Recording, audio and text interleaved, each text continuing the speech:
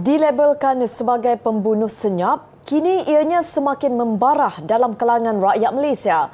Buli cyber sudah menjadi ancaman kepada negara apabila Malaysia dilaporkan naik johan di Asia pada 2020 bagi perbuatan buli cyber dalam kalangan belia oleh UNICEF, sekaligus menjejaskan imej negara yang menerapkan nilai ketimuran.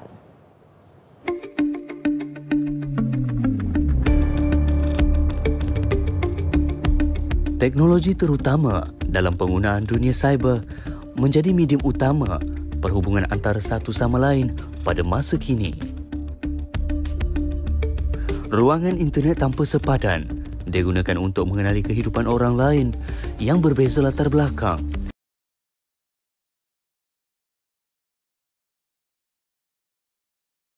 Assalamualaikum warahmatullahi wabarakatuh. Terima kasih sebab jemput cikgu untuk jawab soalan berkaitan dengan buli cyber.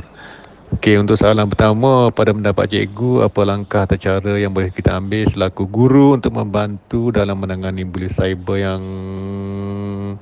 berlaku di sekeliling kita? Contohnya, mangsa buli tersebut merupakan pelajar cikgu sendiri. Okey, pada cikgu, cara untuk mengatasi masalah ni, yang pertama sekali kita ambil pendekatan nasihat dululah. Nasihat dulu, kalau kita kenal siapa yang buli tu, kita cuba nasihat dia dulu. Kita cakap elok-elok dekat dia, jangan kacau lah. Jangan saya tak kacau awak pun jangan boleh tak payahlah nak cuba buli saya. Dan kalau misal kata benda tu berterusan, kita yang kena buli tu bolehlah dia adu masalah buli cyber ni kepada mak atau ayah dia. Mungkin dengan cara tu mak ayah dia boleh bagi idea untuk selesaikan masalah. Kalau misal kata yang buli tu kawan-kawan sekolah, boleh juga laporkan kepada cikgu untuk cikgu cuba nasihat lah kepada yang ni. Dan kalau misal kata masalah buli tu berterusan ataupun masalah rumit untuk diselesaikan, bolehlah ugut dia kata nak laporkan kepada pihak polis lah. Okey, itu saja. Itulah. Cuma untuk mengatasi masalah ni sebenarnya daripada kita sendiri jugalah. Kita jangan dedahkan diri kita untuk dibuli.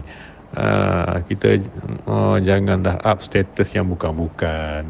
Contohnya bersembang yang bukan-bukan di media sosial untuk elakkan kita daripada jadi mangsa buli. Itu saja untuk jawab soalan yang pertama. Soalan kedua berkaitan dengan penggunaan peranti tanpa kawalan daripada ibu bapa merupakan punca utama berlakunya buli cyber pada masa kini, terutamanya di kalangan remaja pada masa kini.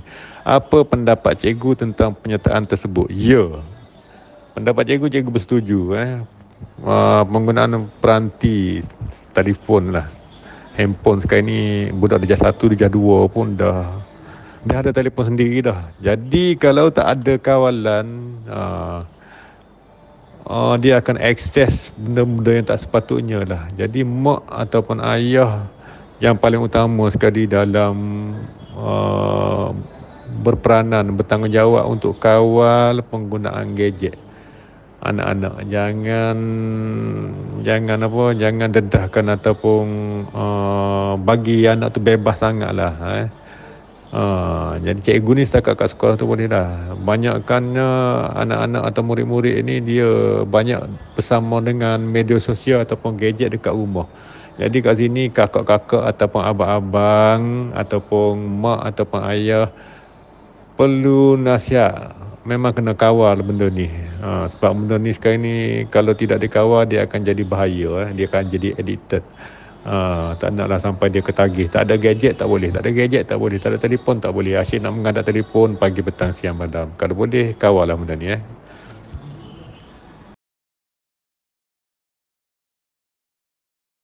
Buli lah, biasanya dia akan tertekan. Dia untuk jawab soalan yang ketiga, yang mengalami masalah buli cyber mengalami tekanan emosi semasa atau selepas menggunakan internet. serta mengalami perubahan emosi, tingkah laku, tidur dan selera makan. Pada pendapat cikgu, siapakah yang perlu dirujuk oleh masa dalam menyelesaikan masalah tersebut? Okey, kita tak naklah dengan terdedahnya atau mudahnya akses kepada media sosial dan dunia luar, kita akan jadi kemaruk kepada inilah gadget, kemaruk kepada untuk akses media sosial. Jadi sampai mengganggu emosi, mengganggu selera makan. Jadi apabila dibuli di media sosial, dia akan memberikan kesan kepada diri lah. Akan ganggu pada pelajaran, akan ganggu kepada tumpuan fokus untuk belajar. Jadi tak nak macam tu, sebab kalau ikutkan zaman sekarang je, ni zaman-zaman dalam 5-6 tahun ni yang kebelakangan ni, cikgu tengok sendiri pun budak-budak terdedah sangat dengan telefon, senang sangat nak dapat telefon. Silap-silap yang tadika lagi pun dah ada telefon sendiri dah, kan. Jadi dia tak tahu kesan jangka masa panjang ni kepada otak dia, kepada emosi dia, kan.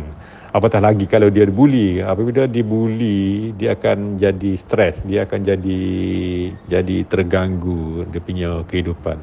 Jadi untuk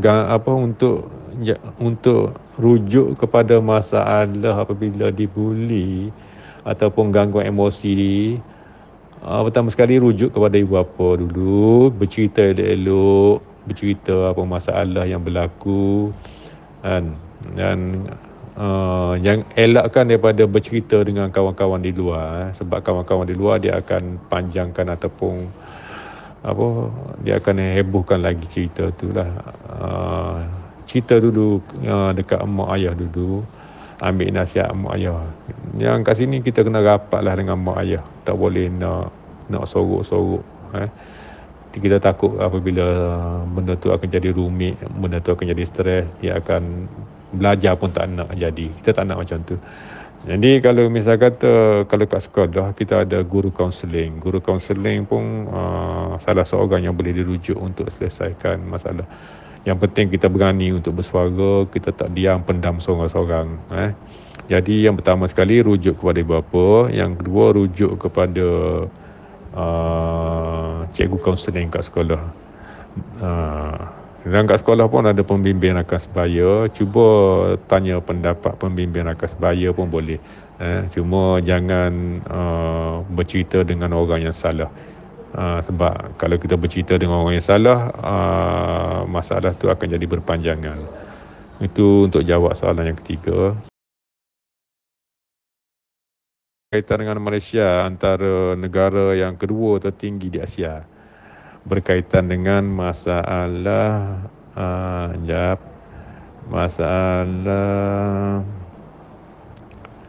apa tadi, aku ingat masalah buli cyber di kalangan belia. Itulah kawalan penggunaan gadget lah. Tapi sekarang ni pun kalau ikutkan kawalan nak mengawal pun dah jadi rumit dah. Ni macam bergantung kepada diri sendirilah yang perlu sedar bahawasanya kalau kita terlalu bergantung dengan gadget, kita terlalu bergantung dengan media sosial, kita terdedah dengan masalah-masalah buli cyber ni lah. Okey. Untuk elakkan benda ni, seboleh-bolehnya cara dia, langkahnya kurangkan kita punya appearance ataupun terdedah kepada media sosial. Contohnya jangan kerap sangat up status, jangan buat benda-benda yang tak sepatutnya di media sosial. Contohnya berjoget lah, apalah macam TikTok tu lah kan. TikTok ada yang bagusnya, media sosial ni bukan kata benda buruk je dalam tu, ada benda-benda yang elok, ada benda-benda yang berfaedah. Tapi kalau kita salah guna media sosial, dia akan mendatangkan keburukan kepada diri sendiri. Yang pertama semayang tu lah, semayang solat tu jangan tinggal, untuk kita kawal kita punya jasmani, emosi, rohani kita, untuk untuk selamatlah daripada dibuli, selamat daripada kehidupan kat luar tu lah. Itu untuk jawab soalan yang keempat.